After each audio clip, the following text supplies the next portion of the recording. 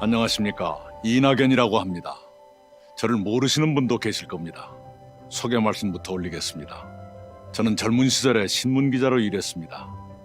그 다음에는 국회의원, 도지사, 국무총리로 일하고 다시 국회의원으로 돌아왔습니다. 오늘은 대통령 후보로 나서겠다는 말씀을 드리고자 이 자리에 섰습니다. 존경하는 국민 여러분, 코로나는 선전포고 없는 전쟁입니다. 우리는 성실하고 치열하게 싸웠습니다.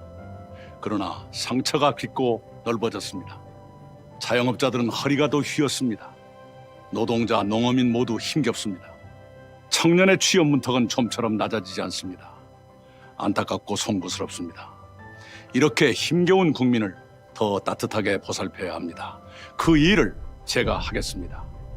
특히 사회의 격차가 더 벌어지고 있습니다. 없는 사람은 더 어려워지고 외로운 사람은 더 외로워졌습니다. 청년을 비롯한 많은 사람들이 세상의 불공정에 항의합니다. 불평등을 완화하는 일이 시급합니다. 상처받은 공정을 다시 세워야 합니다. 그 일을 제가 하겠습니다. 지금은 불안의 시대입니다. 많은 사람들이 삶을 불안해합니다. 청년도, 중년도, 노년도 불안합니다. 삶을 위협하는 요소가 엄청나게 늘었기 때문입니다. 그런 모든 위협으로부터 국민 한 분 한 분의 삶을 국가가 보호해드려야 합니다. 내 삶을 지켜주는 나라가 되어야 합니다. 그 일을 제가 하겠습니다. 그래도 우리는 코로나 극복을 향해 나아가고 있습니다. 일상의 회복이 멀지 않았다고 느낍니다. 이 사진을 기억하실 겁니다. G7 정상회의의 한 장면입니다. 어느 나라가 코로나에 가장 잘 대처했냐는 물음에 선진국 정사들이 일제히 문재인 대통령을 가리킵니다. 대한민국의 위기 극복 능력을 세계가 평가하는 것입니다. 우리 의료진의 헌신과 국민의 협력에 세계가 박수를 보냈습니다. 대한민국은 이런 국민을 보유하고 있습니다. 국민 여러분께 감사드립니다. 저는 우리 민주당의 세 분 대통령을 모셨습니다. 김대중, 노무현, 문재인 대통령은 저에게 학교였습니다. 저는 그분들로부터 정치를 배우고 정책을 익혔습니다. 그분들의 좋은 철학은 든든하게 계승하고 문제는 확실하게 시정해야 합니다. 그 일을 제가 하겠습니다. 내 삶을 지켜주는 나라, 자랑스러운 대한민국을 만들기 위해 무엇을 할 것인가? 첫째는 신복지입니다. 우리는 김대중 정부 이래 복지를 본격 추진해 왔습니다. 많은 분야에서 발전을 이뤘습니다. 그러나 아직도 인간으로서 최소한의 생활을 하지 못하는 국민이 계십니다. 우선 그런 국민이 계시지 않도록 해야 합니다. 누구나 인간으로서 최저한의 삶을 보장받아야 합니다. 그것이 신복지의 출발입니다. 주거, 노동, 교육, 의료, 돌봄, 문화, 환경에서도 최저한의 생활을 국가가 보장할 책임을 지도록 하겠습니다. 그리고 2030년까지는 모든 국민이 지금의 중산층 수준으로 살 수 있도록 단계적으로 발전시켜 가겠습니다. 특히 아이들이 충실한 돌봄을 받도록 하겠습니다. 그래야 아이도 좋고 부모도 좋고 청년 일자리도 늘어납니다. 둘째는 중산층 경제입니다. 10년 전에는 우리 국민의 65%가 중산층이었습니다. 지금은 57%로 줄었습니다. 그것을 다시 70%로 늘리겠습니다. 중산층이 두터워야 불평등이 완화됩니다. 사회가 위기에 강해집니다. 중산층이 두터워지려면 좋은 일자리가 늘어야 합니다. 그렇게 되도록 IT, 바이오, 미래차, AI 같은 첨단 기술 분야를 강하게 육성하겠습니다. 그리고 지구를 지키는 그린 산업을 활성화시키겠습니다. 지구는 차갑게, 사회는 따뜻하게 만들며 청년들께 보람찬 일을 드리겠습니다. 금수저, 흑수저가 세습되지 않아야 합니다. 계층 이동이 더 활발해져야 합니다. 일자리와 세제와 복지가 그 역할을 수행하도록 하겠습니다. 셋째는 국가의 틀을 바꾸는 헌법 개정입니다. 이제 내 삶을 지켜주는 정치로 바뀌어야 합니다. 그러기 위해 사회 경제적 민주주의를 강화하도록 헌법을 개정하겠습니다. 생명권, 안전권, 주거권을 헌법에 신설해야 합니다. 토지 공개념이 명확해져서 불로소득을 부자들이 독점하지 못하게 막아야 합니다. 땅에서 얻은 이익을 좀 더 나누고 사회 불평등을 줄여야 합니다. 헌법에 나오는 행복 추구, 균형 발전, 국민주권, 기회균등, 그리고 평등이 창백한 관념에 머물지 말고 생명력을 발휘해야 합니다. 특히 수도권과 지방의 균형 발전을 힘차게 추진하도록 헌법에 확실한 근거를 두고 싶습니다. 넷째는 연성 강국 신외교입니다. 세계는 연성의 시대로 접어들었습니다. 무력과 영토보다 경제와 문화가 더 중요한 시대가 된 것입니다. 대한민국은 연성 시대의 강국으로 도약해야 합니다. 우리의 경제와 문화가 뒷받침해 줄 것입니다. 그것을 토대로 연성 강국 신외교를 펼치겠습니다. 미국의 세계적 투자자는 한반도가 최후 최고의 투자처가 될 것이라고 말했습니다. 그것은 평화와 통일을 전제로 한 것입니다. 한반도의 평화를 제도적으로 정착시켜야 합니다. 그렇게 하도록 한국이 더 주도적인 역할을 해야 합니다. 김대중, 노무현, 문재인 대통령의 평화 해결을 이어가며 시대에 맞게 발전시키겠습니다. 미중 양국은 거대한 고래 같은 존재입니다. 그 사이에 놓인 우리의 외교는 돌고래처럼 지혜롭고 민첩하며 세련돼야 합니다. 대한민국은 세계적 위상이 G10 수준으로 높아졌습니다. 1인당 국민소득에서는 G7의 한 나라를 제쳤습니다. 이제 G5를 꿈꾸며 나아갈 만합니다. 그에 걸맞은 역할과 책임을 이행해야 합니다. 저는 국무총리로 일하면서 세계 25개국을 방문해 정상급 지도자들과 회담했습니다. 높아진 국격에 부응하는 외교를 저는 할 수 있습니다. 다섯째는 문화 강국의 꿈입니다. 우리는 BTS 보유국입니다. 게다가 우리는 봉준호 보유국의 윤여정 보유국이기도 합니다. 백범 김구 선생의 꿈이 이루어지고 있는 것입니다. 문화와 예술은 간섭하지 않으면 않을수록 창의적이고 더 아름다워집니다. 문화예술만큼은 철저하게 그분들께 맡겨놓을 겁니다. 정부는 입은 닫고 지갑만 열어야 합니다. 그렇게 하겠습니다.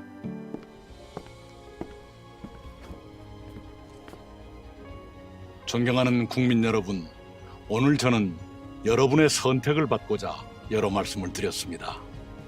여러분께서 저의 충정을 받아주시고 저를 선택해 주시기를 간절히 부탁드립니다. 코로나를 겪으며 우리는 깨달았습니다. 평범한 일상이 귀한 것이었습니다. 함께 모여 수업을 듣는 교실, 침을 튀기며 토론하는 회사, 친구들과 한잔하는 술집, 그런 당연한 풍경들이 다시 당연해져야 합니다. 이런 노랫말이 있지요. 세상 풍경 중에서 제일 아름다운 풍경은 모든 것들이 제자리로 돌아오는 풍경. 그렇습니다. 코로나든 정치든 경제든 복지든 외교든 모든 것들이 제자리로 돌아와야 아름다운 세상이 됩니다. 우선 그런 날을 앞당기도록 최선을 다하겠습니다. 부족한 사람의 긴 얘기 들어주셔서 감사합니다.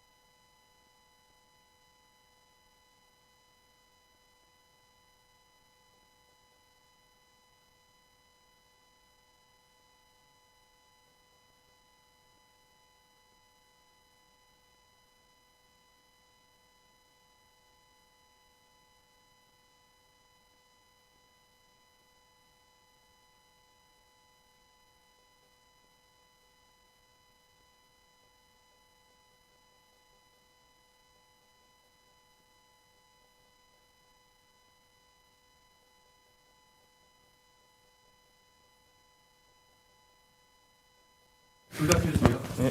예. 아이고 더우니까 아예 벗었지. 마이크 잘 나오는지 확인해 주세요. 네, 이낙연입니다. 안녕하세요. 네, 카메라 돌리겠습니다. 네.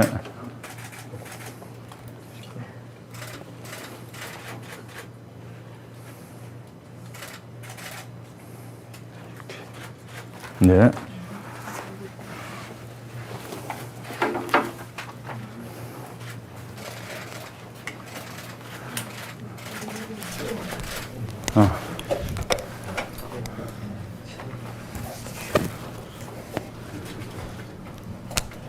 시작해도 될까요? 네, 시작해도 됩니다. 네. 줌 마이크 켜겠습니다. 네.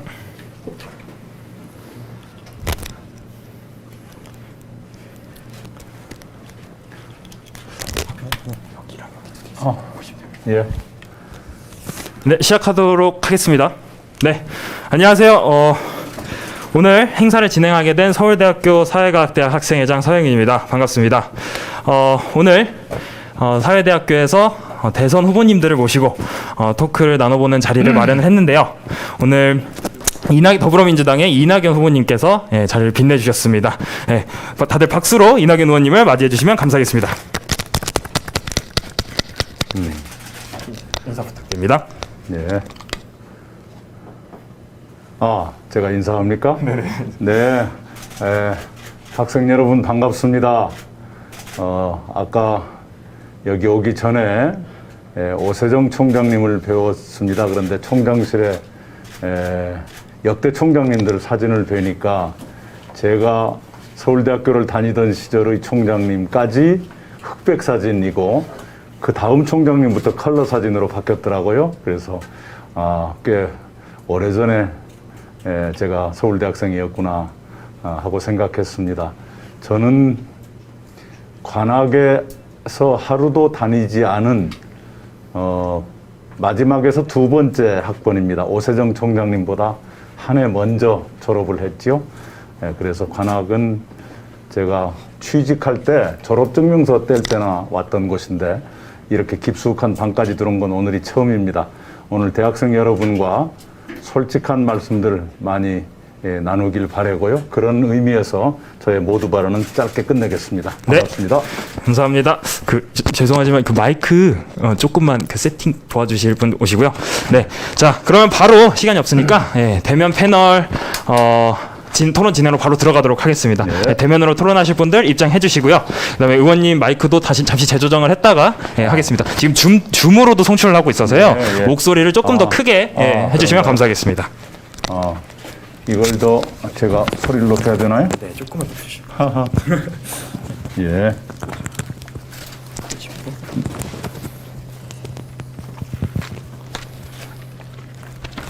예.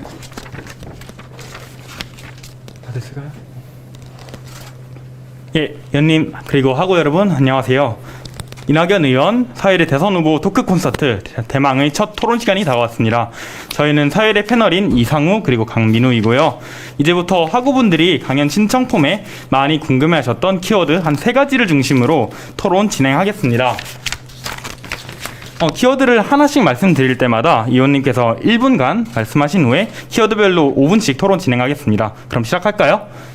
네, 첫 번째 키워드는 부동산입니다. 이 부동산에 대해서는 정부 여당이 실패를 자인했을 정도로 가격을 안정시키지 못했는데요. 부동산과 주거 안정 어떻게 해결하실지 1분간 부탁드리겠습니다. 예. 문재인 정부가 부동산 정책을 여러 차례 내놨죠. 그 목표는 부동산 시장의 안정에 있었습니다. 단지 부동산 시장을 안정시키는 정책의 비중을 수요 억제에 두었었는데요. 그러나 수요라는 것이 억제한다고 억제되는 것이 아니라는 것을 알게 됐지요. 그래서 요즘에는 공급 확대 쪽으로 부분적인 정책의 전환이 이루어졌습니다. 수요를 억제한다고 억제되는 것이 아니라는 말씀은 대학생 여러분께서 많이 체험하고 계시겠지만 수요가 굉장히 다양해지고 그런 새로운 형태의 수요가 폭발적으로 증가합니다. 예를 들면 청년 1인 가구의 증가 속도, 이것을 충분히 예측하지 못하고 그에 대비하지 못했었다. 이런 등등의 문제가 있었습니다. 그래서 그런 다양해진 수요, 또 폭발적으로 증가하는 수요에 부응할 수 있는 지속적이고 예측 가능한 공급이 확대돼야겠다 이렇게 생각합니다. 그것을 위해서 2월 4일에 발표된 2사 공급 대책은 차질 없이 이행돼야 하고 거기에 더 얹어서 다양해진 수요에 부응해야 되겠다 이런 판단을 하고 있습니다. 목소리가 안 들려서요? 마이크, 마스크 바꿔 주셔요. 그럴까요? 네. 아이고. 예, 의원님 감사합니다. 네. 근데 이 문재인 정부의 규제 강화 기질에서는 뭐 일각에서는 뭐 좀 시장 자유를 과도하게 침해하는 거 아니냐 뭐 이렇게 지적하기도 하는데요. 이 의원님께서 공약하신 토지공개념 3법은 오히려 이런 국가 개입과 규제를 더욱 강화하는 방향입니다. 그래서 문재인 정부와 달리 토지공개념 3법이 성공하리라 판단하시는 그런 지점이 어떻게 될지 여쭙습니다. 우선 우리 현실을 여러분과 공유하고 싶습니다. 개인 소유 토지의 77%를 상위 10%의 개인이 소유하고 있습니다. 법인 소유 토지의 92%를 상위 10%의 법인이 가지고 있습니다. 말하자면 개인이건 법인이건 대한민국 토지의 거의 대부분이 소수의 사람들에게 독과점되고 있다 이런 뜻입니다. 그런 경향이 갈수록 강해집니다. 이렇게 돼서는 토지에 의한 자산 소득의 격차가 고착화되고 확대되는 이런 현상을 막을 길이 없습니다. 그렇게 되면 대한민국은 세습자본주의로 갑니다. 그런 현상을 막자 여기에 토지공개념 3법을 입법하려는 근본 취지가 있습니다. 네. 예, 감사합니다. 그런데 이 토지공개념 3법 중에서 택지 소유 상한제로는 1999년에 위헌 판결을 받은 적이 있었는데요.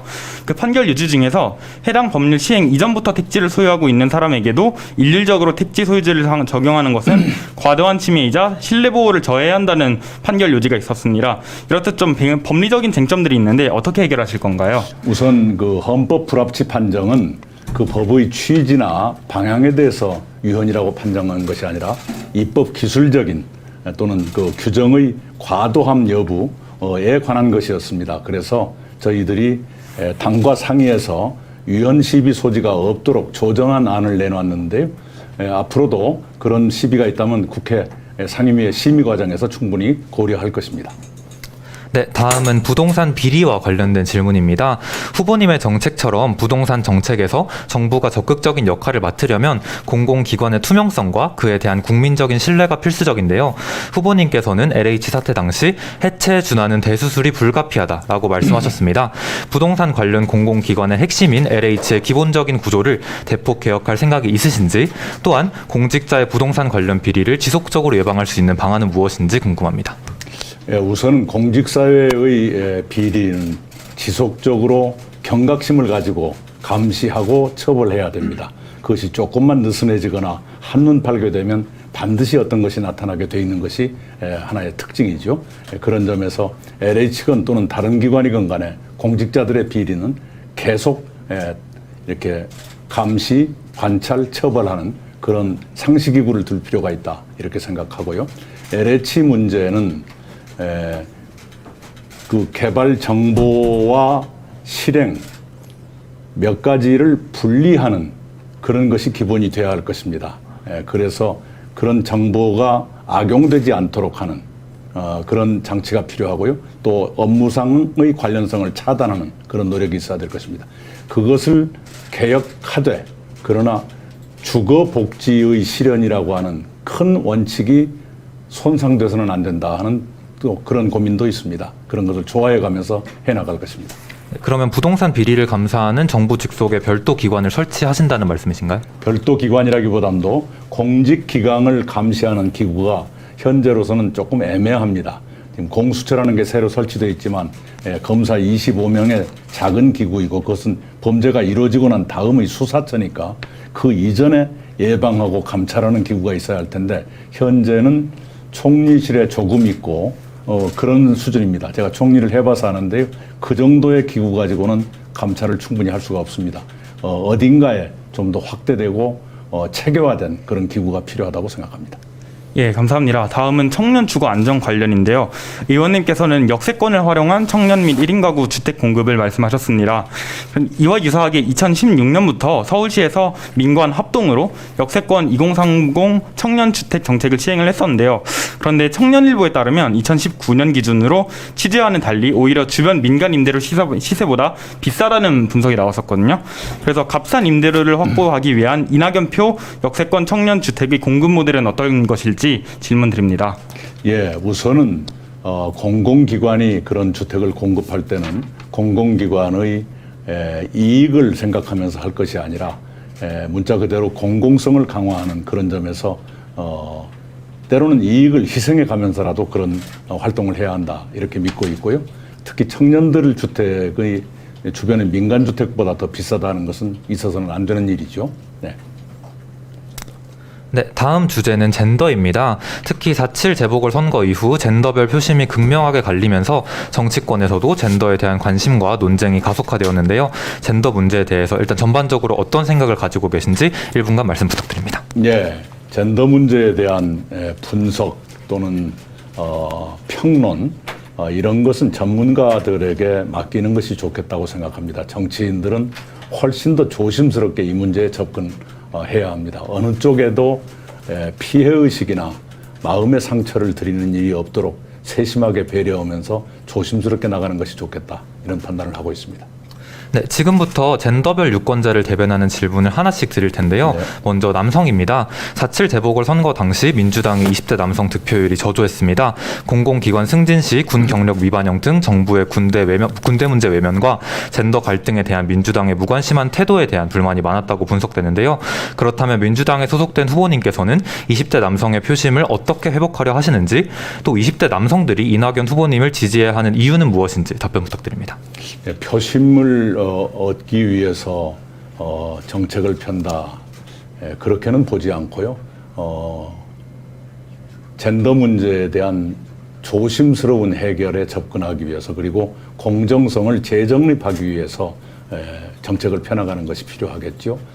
남성들의 경우에는 군복무에 따른 피해의식이 있는 것이 사실입니다. 그러나 군 가산점은 유연이다 하는 판정이 나와 있기 때문에 그래서 그 대안으로서 저는 병역을 마치고 나오는 청년들에게 사회 출발 자금을 드리는 것이 어떤가 하는 대안을 제시했고요. 정부에서도 최근에 1,000만 원 정도의 출발 자금을 주는 것으로 시작을 했습니다. 그래서 그 간격을 좁혀나가고 좀 더 제도를 정비하면 시행할 수도 있겠다 이렇게 판단합니다. 네, 말씀해주신 제도에 대해서 저도 페이스북글을 읽어봤는데요. 기본적으로 지금 제공되는 금액이 이제 월급과 모든 돈을 합쳐서 1,000만 원입니다. 이걸 3배로 늘리는 정책을 이제 국민들이 납득을 하려면 좀 구체적인 재원 마련 계획이 필요할 것 같은데요. 혹시 그 재원을 전반적으로 어디서 확보하실 계획이신지 궁금합니다. 네, 우선은 현재의 병사들의 월급, 문재인 대통령의 공약은 병장 월급을 최저임금의 50% 수준까지 올리겠다라는 것이었는데 올해 지금 현재의 수준은 33%입니다. 대통령의 공약을 이행한다고 하더라도 더 인상할 여지가 있다는 뜻이죠. 그리고 이제 내일 준비적금이 두 계좌까지 넣을 수 있게 돼 있는데 그것을 한도액이 있죠. 40만 원이든가요. 그걸 좀 더 올리는 방법, 그러니까 월급을 올리고 적금에 불입하는 금액도 올리고 이런 방법이 있을 수 있습니다. 그 다음에 그 내일 준비적금에 얹어드리는 금리가 금년부터 5%에서 6%로 올라갔습니다. 그걸 좀 더 올리는 방법 있을 수 있습니다. 그러면 거기서 이래저래 한 2천만 원가량은 가능할 거라고 보고요. 거기에 이제 특별한 지원이나 이런 것으로 더 보태드리면 3천만 원 만드는 건 어렵지 않을 것이다 이렇게 생각합니다. 네, 후보님께서는 여성가족부 폐지에 반대하고 계신데요. 최근에 여성가족부 산하 기관인 양성평등교육원에서 남성은 잠재적 가해자이고 그에 대해 남성이 해명하는 것은 시민적인 의무다라는 교육 자료를 배포해서 논란이 된 바 있습니다. 이에 대해서 어떻게 생각하시는지 궁금합니다. 예, 좀 더 상대성에 대해서 조금 더 배려심을 가지고 모든 표현 하나하나도 섬세하게 했으면 좋겠다. 네, 그 정도로 말씀드리겠습니다. 네, 그러면 이제 좀 여성들이 관심 있을 질문인데요. 또 언급을 안 할 수가 없는 게 또 안희정 전 지사 그리고 오거돈 박원순 전 시장 등 민주당 지역자치단체장들이 권력형 성범죄 사건들입니다. 이 당대표 시절에 권력형 성범죄에 대한 처벌 강화를 공언하시기로 하셨지만 한편으로는 뭐 피해 고소인 표현으로 2차 가해 논란이 일기로 하셨었고 또 민주당 책임 재보궐선거 무공천 당규를 개정해서 후보를 내시기로 하셨는데 당시 결정에 대해서 현재는 어떤 입장이신지 그리고 권력형 성범죄를 근절할 구체적인 방안은 무엇인지 질문드리겠습니다. 네, 권력형 성범죄에 대해서는 역시 처벌이 계속 강화되는 추세에 있고요. 공직에서는 원 스트라이크 아웃, 범죄의 정도에 따라 다르겠습니다만 한 번만 거기에 해당돼도 아웃되는 그런 식으로 가는 것이 옳겠다고 생각합니다. 4.7 재보선에 대해서는 사실은 당내에서도 많은 고민이 있었습니다. 특히 그 피해자들께는 대단히 송구스러운 마음을 지금도 가지고 있습니다.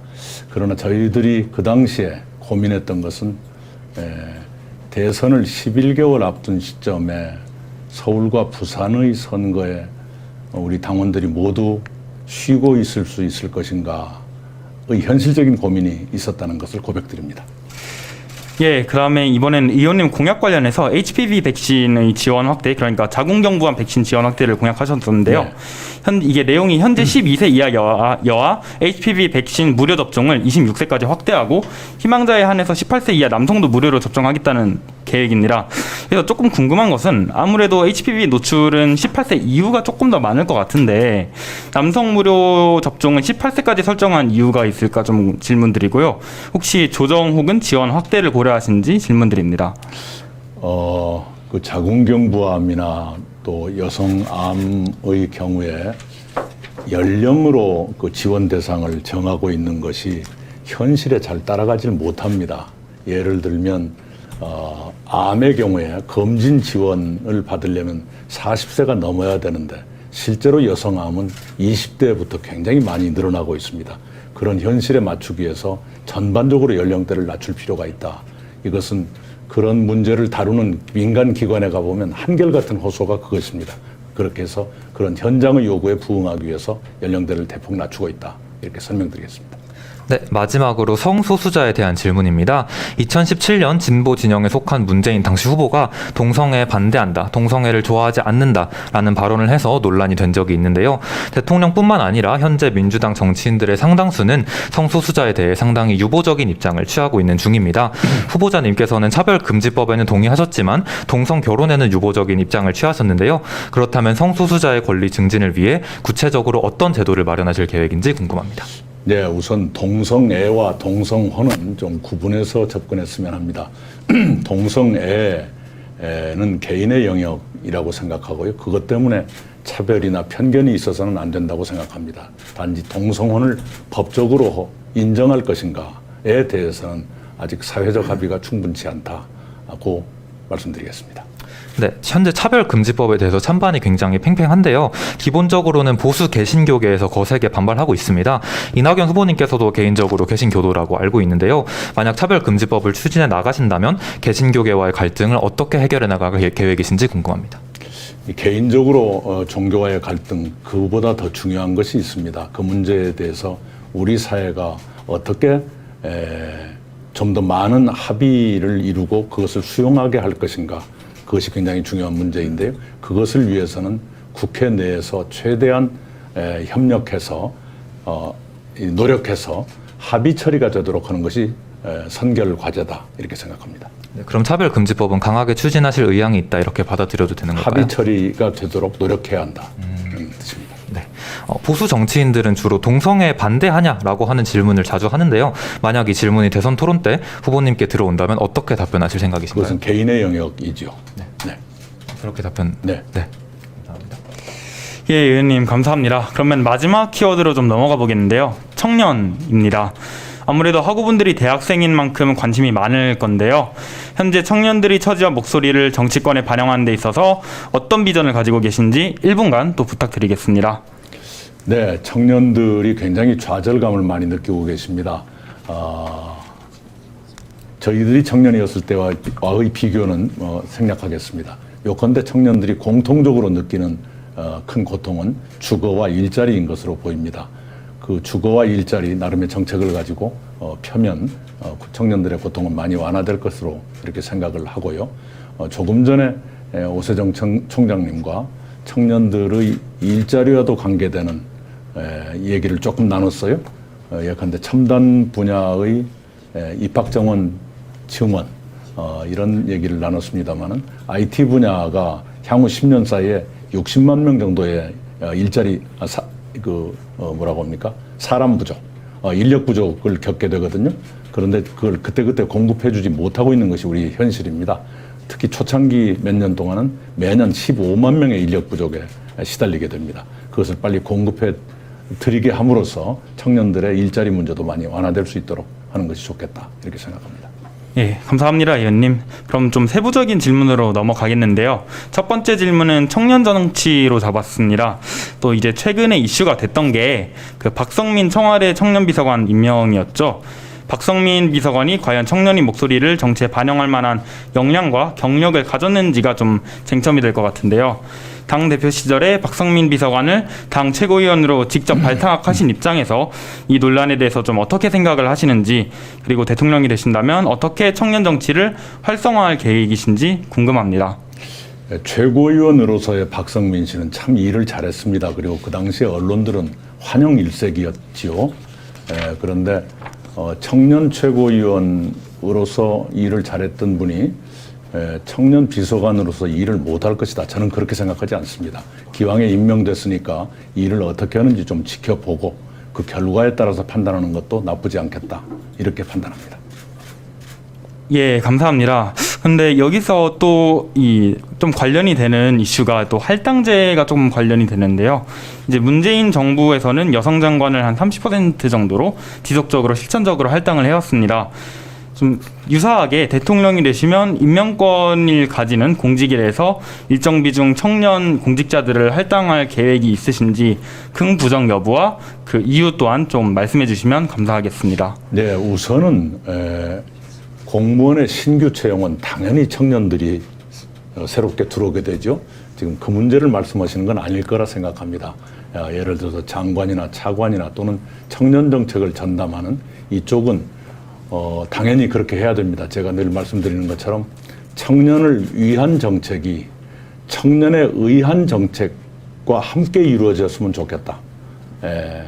우리 링컨이 했던 연설 그것을 패러디한 겁니다만 앞으로는 청년 정책은 청년들이 좀 더 주도적으로 참여해서 정책을 입안하고 이렇게 발표했으면 좋겠다. 이런 생각을 갖고 있습니다. 네, 다음은 취업에 관한 질문입니다. 후보님의 출마 선언을 보면 좋은 일자리를 만들기 위해 IT, 바이오, 미래차 AI와 같은 첨단 기술 분야를 강하게 육성한다고 말씀하셨습니다. 그런데 이런 말씀을 듣다 보면 이제 문과 대학생으로 취직을 앞두고 있는 입장에서 저희는 어떤 일자리를 가질 수 있나 궁금해졌습니다. 네, 지금까지 수많은 대통령 후보들이 일자리 창출을 공약으로 내걸었지만 실제로 문과 학생들이 체감될 만한 취업률 상승을 느낀 적은 전무합니다. 그렇다면 이낙연 후보님께서 대통령이 되신 미래에 저희 문과생들은 어떤 일자리를 기대할 수 있을지 궁금합니다.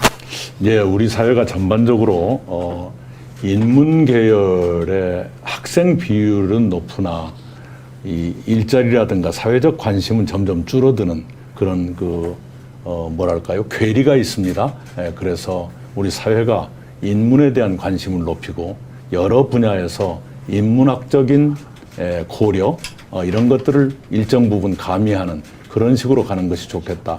인문학계만의 일자리를 따로 늘리겠다라기보다는 아까 여러 가지 제가 지금 말씀 주신 것이 제가 5대 성장 전략으로 발표한 것 중에 1번 기술 성장에 관한 말씀을 주셨는데요.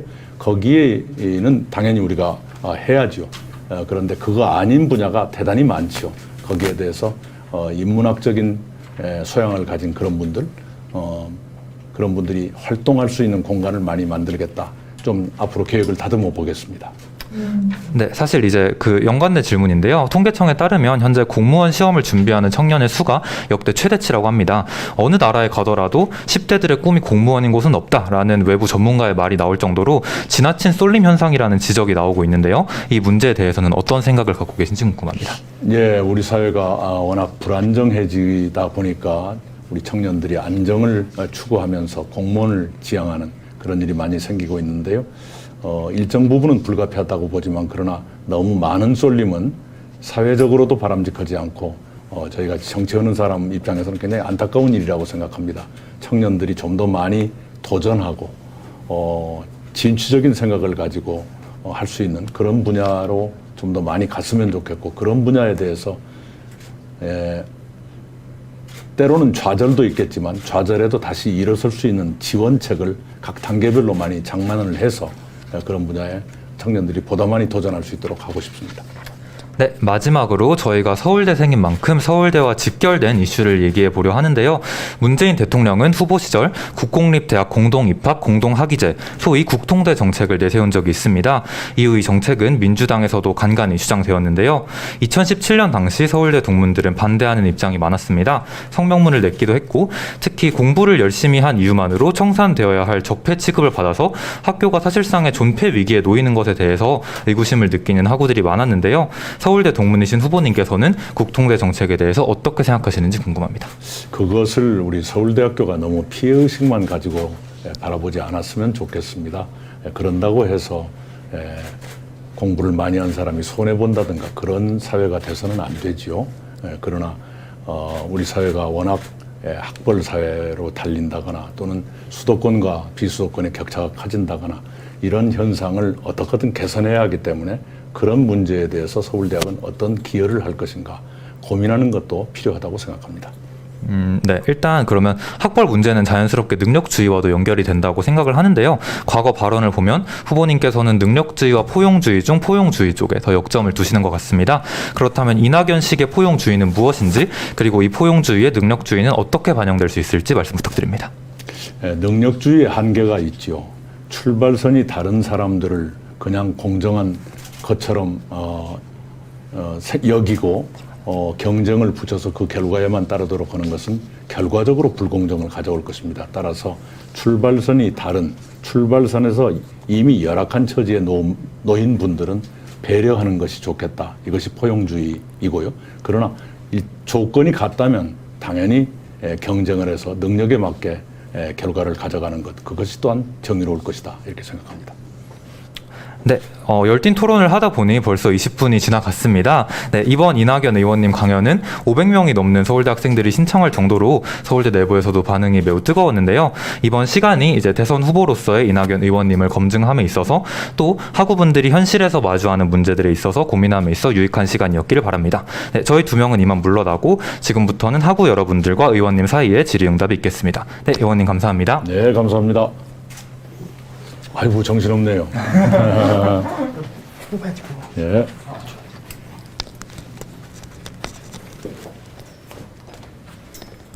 네, 다소 진지하고 무거운 분위기로 조금 회의래요. 토론이 이어졌는데요. 이번에는 조금 더 가벼운 시간을 좀 가져볼 것 같습니다. 지금 저희가 줌으로 또 송출하고 있는데요. 여기 보시면은 이제 패널분들의 영상이 보이고 패널분들 중에서 자신의 질의가 있다 뭐 이런 식으로 이제 손을 들어주시거나 내지는 채팅을 남겨주시면 저희가 이제 한 분을 선택을 해서 그분의 질문과 그 얘기들을 한번 들어보도록 하겠습니다. 그래서 혹시라도 이제 뭐 손을 드시거나 혹은 이제 채팅으로 쳐주시면 저희가 순서를 드리도록 할 테니까요. 바로 진행을 해보도록 하겠습니다. 네, 질의응답이 있으신 분들은 많이 보내주시네요. 네. 직접 말씀을 하셔도 되고 채팅을 하셔도 되는데 일단 채팅으로 하신 거 같은 경우에는 이낙연 의원님께서 직접 한번 읽어보시는 것도 안 보여요. 아 그렇습니다. 그럼 화면을 조금 키워주세요. 예.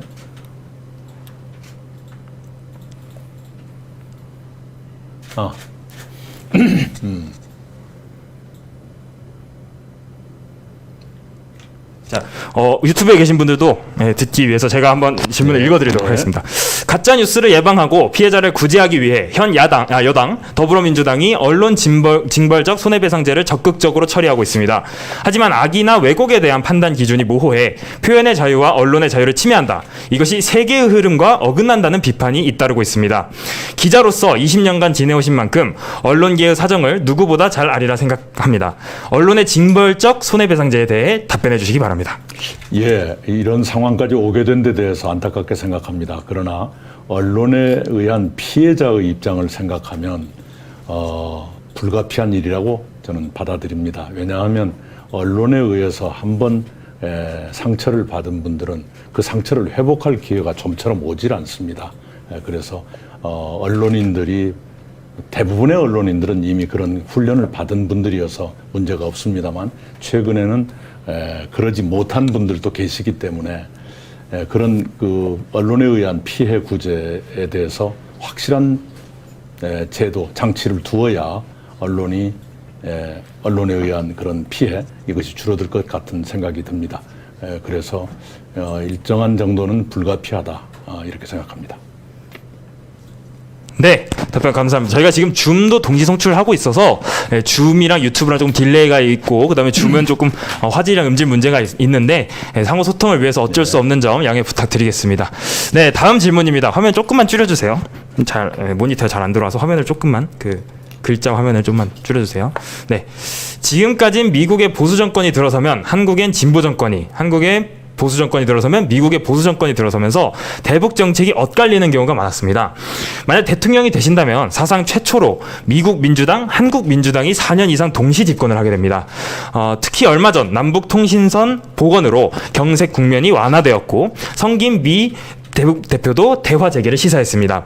반면 청년 세대에게 북한은 낯설고 거부감이 드는 국가임이 분명하며 통일 인식도 꾸준히 하락하는 추세입니다. 어떻게 미래 세대 반감을 극복하여 바이든 정부와 협력해서 대북 정책을 시작하실지, 남북 평화 통일 혹은 평화 공존 중에 어느 쪽에 무게를 두시는지 궁금합니다. 우선 현재로서는 평화 공존이 우선이지요. 제가 외국인들로부터도 많은 질문을 받았습니다. 평화 통일을 지향하느냐라는 질문을 받았는데 지금 문재인 정부가 지향하고 있는 것은 통일 상태가 되는 것입니다. 그 답변에 대해서 외국인들은 통일 상태란 또 무엇이냐 이렇게 반문하던데요. 결혼과 결혼 상태가 다를 수 있는 것과 같다. 이렇게 제가 답변을 드리고 있습니다. 청년 세대의 북한에 대한 거부감 또는 반감 또는 위화감 충분히 이해합니다. 기성세대들도 정도의 차이가 있을 뿐이지 위화감은 느끼고 있죠. 그러나 그렇다고 하더라도 남과 북은 계속 이렇게 따로 가기는 어려운 관계이고 또 그런 언젠가 오게 될지 모르는 통일이 우리에게 기회로 작용할 수도 있을 것입니다. 그 점에서는 우리 청년들께서도 긴 눈으로 봐주셨으면 좋겠고 물론 저희 같은 위정자들은 청년들의 그런 마음을 충분히 배려하면서 정책을 추진할 것입니다. 바이든 행정부가 트럼프 행정부에 비해서 북한에 대해서 훨씬 더 실용적인 접근을 하고 있는 것은 저희들로서 큰 다행입니다. 미국 측을 더 적극적으로 설득하면서 평화 프로세스가 좀 속도를 내도록 해야 되겠습니다. 우리 한국 정부와 미국 정부가 진보와 보수로 엇갈릴 때 일에 차질이 생기는 건 사실입니다만 꼭 그렇지 않는 경우도 있습니다. 예를 들어서 1987년 대선 후에 삼김씨가 모두 대선에서 낙선했을 때 그때 연말에 미국의 진 커크패트릭 주 유엔 대사가 오셨는데요. 그분이 삼김씨를 만난 뒤에 김대중 당시에 대선에서 낙선했던 김대중 선생과는 굉장히 긴 시간 1시간 20분 정도 대화를 했었고 굉장히 좋은 인상을 말씀을 한 적이 있어요. 그런데 왜 그랬냐 그러면 김대중 당시 후보가 진 커크패트릭 대사에게 당신의 대북 정책을 충실히 설명했는데 그것에 상당히 감복을 한 것 같습니다. 그 진 커크패트릭 여사가 누구냐 그러면 네오콘의 데모라고 불리는 분입니다. 제가 드리고 싶은 말씀은 서로 생각이 다르고 지향이 다르더라도 노력하기에 따라서는 한국의 진보적 정치인이 미국의 네오콘의 데모도 설득하는 것이 가능했었다. 그런 전례도 있다. 이 말씀을 드리고 싶습니다. 네, 다음은 저희가 한번 현장에서 음성을 통해서 한번 좀 얘기를 나눠보려고 하는데요. 윤재원님이신가요? 윤재원님, 말씀 부탁드리도록 하겠습니다. 네, 말씀드리면 되겠습니까? 네, 먼저 이낙연 대표님 이렇게 비록 줌이지만 만나뵙게 될 수 있게 돼서 정말 영광으로 생각하고 있습니다. 지금까지 이제 패널분들이 질문드렸던 내용이나 방금 줌으로 나왔던 거랑 조금 결이 다른 질문인데 거의 커뮤니티에서도 그렇고 주위에서도 대표님과 대화할 기회가 생기면 꼭 이 질문에 대해서 논해주시면 좋겠다라는 의견이 있어서 좀 어렵게 질문을 드립니다. 질문 시작하겠습니다. 지난주에 21일 날 대법원에서 매우 중요한 재판의 결과가 도출되었는데요. 지난 대선의 정통성과도 직결되는 형태인 댓글 여론조작 인정이라는 결과가 나왔습니다. 혹시 올림픽에서조차 선수들이 자유와 관계없이 금지 약물이라든지 금지된 수법을 사용했을 경우 기록 삭제, 제명 등 징계를 거치는데 하물며 대선이라는 중요한 국가적 과제와 직결되는 김경수 지사의 댓글 여론조작 관련 유죄 판결에 대해서 대통령께서 사과 혹은 책임을 지셔야 한다라는 다양한 전례가 있습니다. 청와대의 이런 의견을 대권자 자격으로 건의하실 계획이 있으신지 궁금하며 아울러 만약 대통령으로 당선되었을 시에 대선이나 총선 등 다양한 선거에서 영향을 미칠 수 있는 여론조작을 어떻게 근절하실 것인지 정책적 대안이 궁금합니다. 우선 그 대법원의 판단을 존중합니다. 단지 개인적으로는 당시 선거 상황이 문재인 후보의 압도적인 우세 상황이었기 때문에 그럴 필요가 없었을 것이다. 그리고 그 누구도 그런 의지를 갖고 있지 않았을 것이다 라고 믿습니다. 그리고 김경수 지사에 대해서도 개인적으로 신뢰하고 있습니다. 청와대에 건의할 것이냐라는 물음이신데요. 청와대도 이미 상황을 판단하고 있을 것이고 입장이 없는 것이 입장이다라는 표명을 한 것 같으네요. 네, 그것을 또한 존중합니다. 네, 답변이 되셨을지 모르겠지만 조금 밀려 있기 때문에 혹시 추가적으로 질문 원하신다면 채팅창으로 좀 추가 질의해 주셔도 괜찮을 것 같습니다. 네, 다음은 이해찬 군이라고 하네요. 이해찬 씨, 네. 네, 잘 들리시나요? 네, 들립니다. 질문 시작해도 될까요? 네. 네. 첫 번째 개헌 관련 질문입니다. 대표님 개헌에 대한 공약에서 기본권이나 소지 공개념에 중점을 두고 계시고 그렇다 보니 의도적으로 권력구조 개편에 대한 즉답을 좀 피하고 계신 것 같습니다. 물론 대선철마다 하는 이러한 권력구조 개편 논쟁이 국민들 입장에 재미도 감동도 없는 주제가 되어버린 지 오래인데요. 그러나 그 논의가 진보하고 깊어진 만큼 민주주의 공고화의 측면에서 시대에 맞는 권력구조 개편의 중요성도 매우 크다고 생각하고 있습니다. 개헌 과정에서 권력구조 개편에 대한 내용을 포함하지 않을 예정이신지 아니면 아직도 구상 중에 있으신지 여쭤보겠습니다. 만약 포함하신다면 현행 통치구조에 어떤 문제가 존재하며 어떤 방식의 개편안을 국민들께 제시하실 예정인지 질문 드리겠습니다. 예, 그 일부러 뺄 수는 없겠죠. 더구나 그런 요구가 있다면 당연히 함께 논의되는 것이 순리일 것입니다. 권력구조에 대해서는 저는 미국식 4년 중임의 정부통령제가 어떨까 생각합니다. 왜냐하면 첫째는 국회와의 임기 불일치 문제를 이제는 끝낼 때가 됐고요. 그 다음에는 정부통령제를 둠으로써 책임 정치 그리고 여러 가지 우리가 안배해야 될 일들이 있습니다. 우리 사회에는 그런 것을 나눠서 할 수 있다. 특히 제가 총리로 2년 7개월 13일을 일하면서 아주 절감했던 것이 있는데요. 우리 외교가 대한민국의 모든 부문에서 중요한데 외교를 할 인력이 부족합니다. 그래서 대통령께서 정상 외교를 좀 더 활발하게 편하게 하시고 부통령은 평상시에 많이 여러 나라를 돌아다니고 이런 방식으로 외교 역량을 키운다는 점에서도 정부통령제가 어떨까 생각합니다. 네, 답변이 되실지는 모르겠지만은 네. 채팅으로 추가적으로 하면 괜찮을 것 같습니다. 네, 다음은 문상중님께서 신청을 하셨는데요. 문상중님 혹시 연결되시면 말씀하시면 될 것 같습니다. 네, 혹시 제 목소리 잘 들리시나요? 네. 네, 저는 지방 소멸 문제에 관해서 질문을 드리겠습니다. 우리나라가 이제 근 수십 년 동안 계속 수도권이나 대도시 위주의 그런 집중 문제가 많이 대두됐던 게 사실이고, 그로 인해서 이제 많은 사람들이 점점 도시로 몰리고 지방에는 이제 노인들만 많고 점점 평균 나이도 올라가고 이런 식으로 지방과 수도권 혹은 대도시 간 격차가 매우 커가지고 문제가 많이 됐었는데요. 저출산 고령화 어떤 문제와도 관련이 있는 것 같은데 이에 관해서 지금까지 여러 정부들이 노력을 해왔지만 어떤 뚜렷한 성과가 나왔다고 봐도 될지는 의문입니다. 이에 대해서 후보님의 생각과 어떤 개선책이 궁금해서 질문드리겠습니다. 예, 우선은 기존의 틀 위에서 추진할 수 있는 정책이 있을 거고요. 아예 틀을 바꿔서 추진했으면 하는 것도 있습니다. 틀을 바꾼다면 헌법에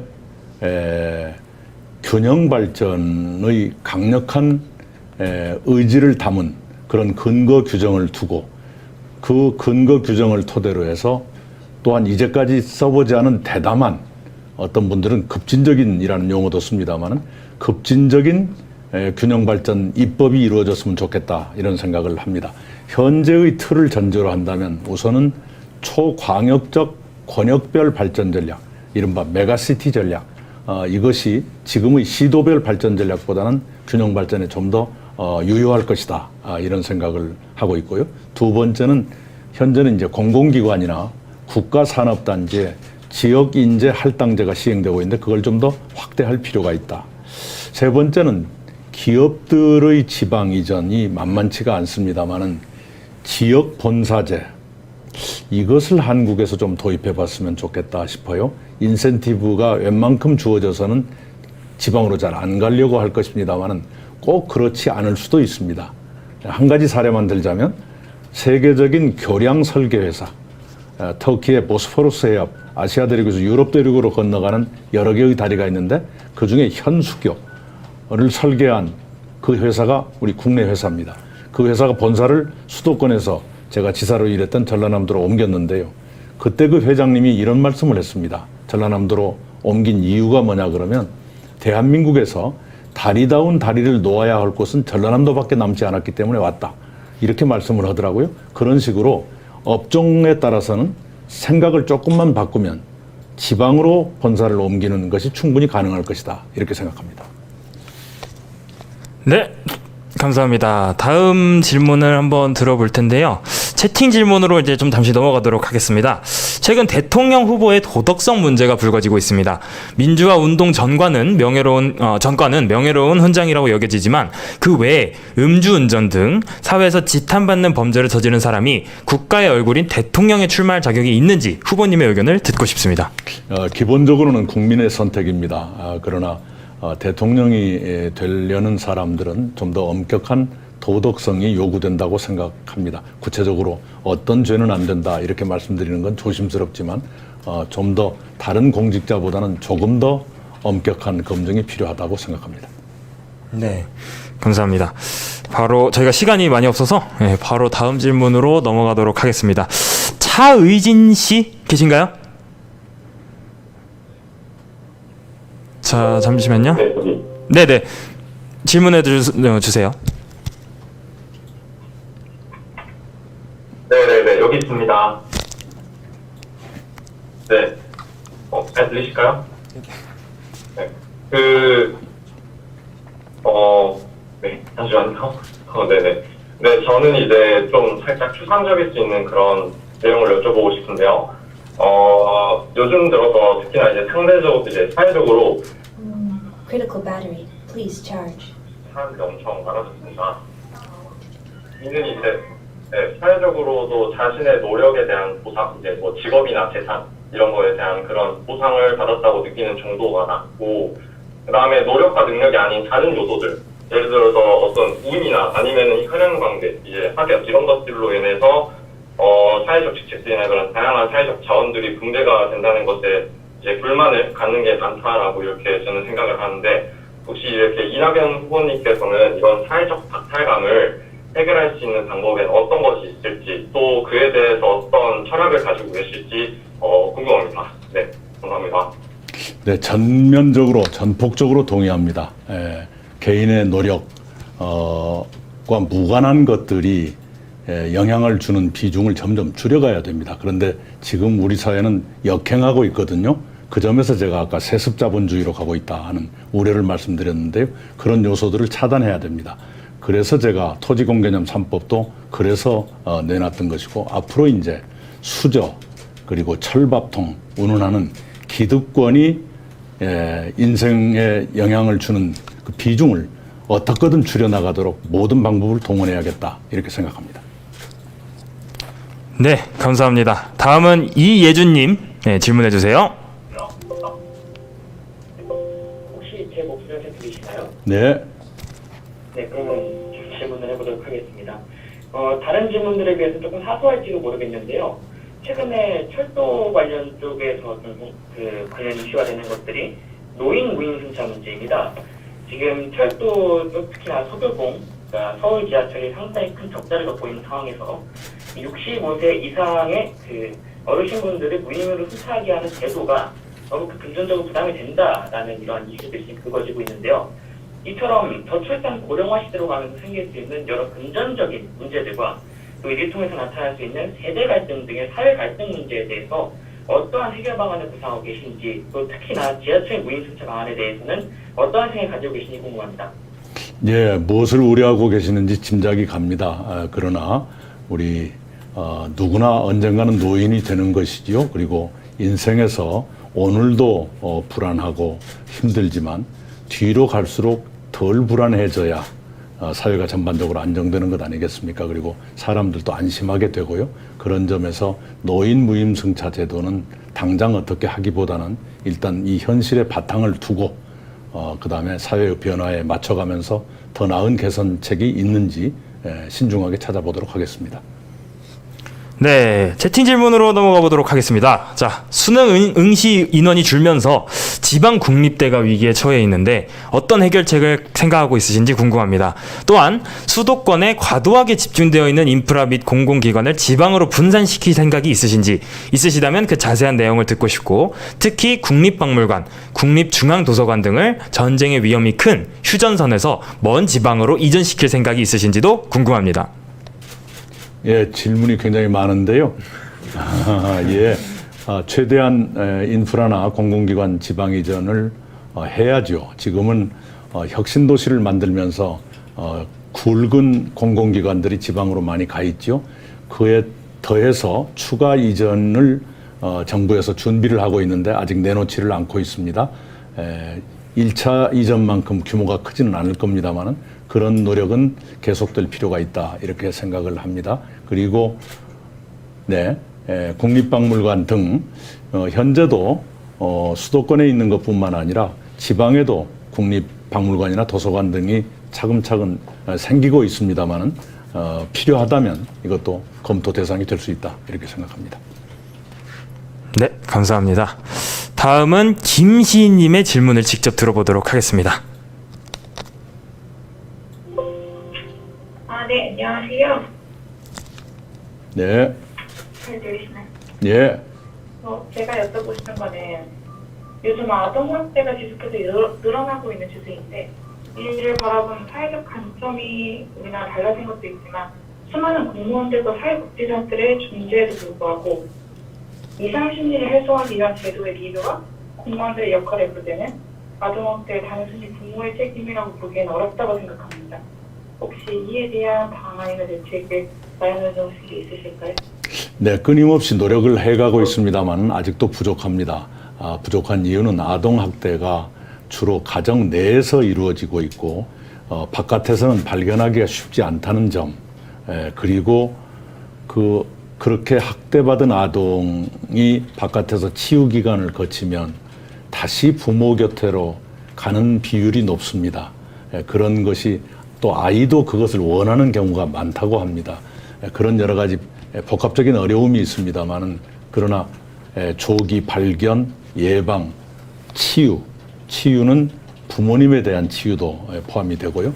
그런 것들을 훨씬 더 입체적으로 해나가야 된다고 생각합니다. 여기저기 아동보호센터들이 활동을 하고 있습니다만 그분들 나름대로 악전고투하고 있습니다. 그리고 인력이 충분치도 않고요. 그리고 인력이 있다 하더라도 아까 제가 말씀드린 대로 여러 가지 제약이 있어서 그런 일이 있습니다만, 우리 사회적인 의식의 개선을 위한 노력, 이것도 혹시 필요할지 모르겠습니다. 한계도 있을 겁니다만은 고민이 많습니다. 네. 네, 감사합니다. 저희가 시간이 많이 없어서 아마 마지막 질문이 될 것 같은데요. 우재형님, 네, 우재형님 마이크 켜시고 말씀해 주시면 되겠습니다. 예, 들리시나요? 네. 예, 저는 아까 전에 다른 분들이 하셨던 질문과는 조금 결이 다른 질문이고, 현재 의원님의 정치 행보와도 관련된 질문인데요. 당내 또 다른 유력 후보인 이기사의 이야기를 하지 않을 수가 없을 것 같습니다.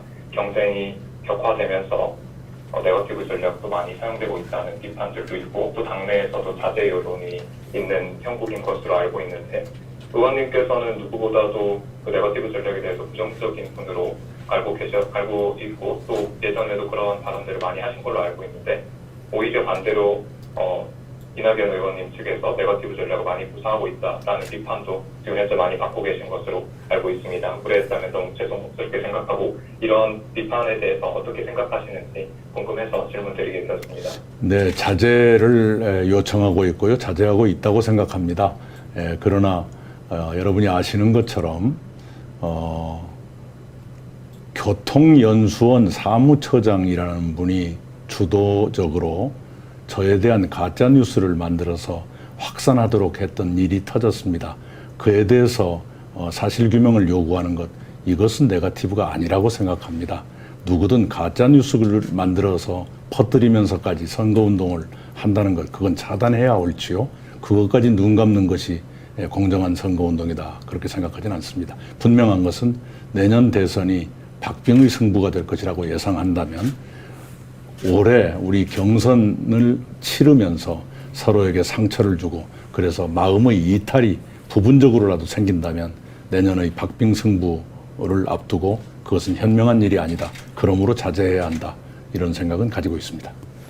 네, 열띤 토론을 한번 진행을 해보았는데요. 벌써 시간이 다 돼서 이제 슬슬 마무리를 해봐야 될 것 같습니다. 아까 들으셨을지 모르겠지만 사실은 더 좀 사실적으로 말씀을 드리자면 후보님 강연에는 하루 만에 몇백 명이 되는 학우들이 신청을 했을 정도로 굉장히 인기라고 할까요? 많으셨는데 서울대 학우분들에게 혹은 이제 보고 계시는 다른 대학교 분들에게 모든 단과대 학생들 분들에게 어떤 마무리 말씀을 좀 해주시면 좋을지 간단하게 부탁드리겠습니다. 네, 요즘 청년들이 얼마나 힘들어 하시는지 잘 알고 있습니다. 그래서 청년의 꿈이라든가 이런 얘기를 하면 마치 철없는 사람처럼 들릴 수도 있습니다만, 그럼에도 불구하고 여러분께서 꿈을 잃지 않고 조금 더 여유롭게 청년기를 보내셨으면 좋겠다, 이런 말씀을 드리고 싶습니다. 제가 대학 4학년 마지막 수업 때 저희 선생님께서 저희들에게 해주셨던 말씀을 저는 굉장히 평생의 따뜻함으로 기억하고 있습니다.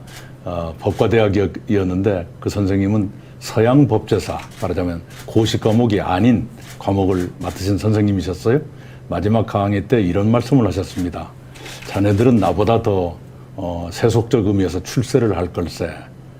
그런데 앞으로 돈도 있고 내가 뭘 먹고 싶다는 것까지 정해졌는데 어디로 가야 될지 모를 때 나한테 연락하게, 이런 말씀을 주셨어요. 굉장히 그 선생님의 따뜻함이랄까요? 이런 걸 느꼈는데 그런 따뜻함을 가지면서 이 청년기 또 학창시절 좀 더 아름답게 좀 더 멀리 보면서 지내셨으면 좋겠습니다. 여러분께서 가지신 어려움 해결하도록 최선의 노력을 다하겠습니다. 네. 네, 감사합니다. 네, 저희가 이번에 처음 해보는 거기도 하고 또 코로나 4단계에서 진행을 하느라 계획이 많이 바뀌어서 다소 좀 진행이나 음질이나 촬영 같은 게 좀 미숙했는데 시청해주신 학우분들에게 감사하고 또 죄송하다는 말씀드리고 후보님께도 잘해주셔서 감사하고 또 죄송하다는 말씀드립니다. 네, 그럼 이상으로 오늘 행사를 마치도록 하겠습니다. 네, 와주신 여러분 모두 감사합니다.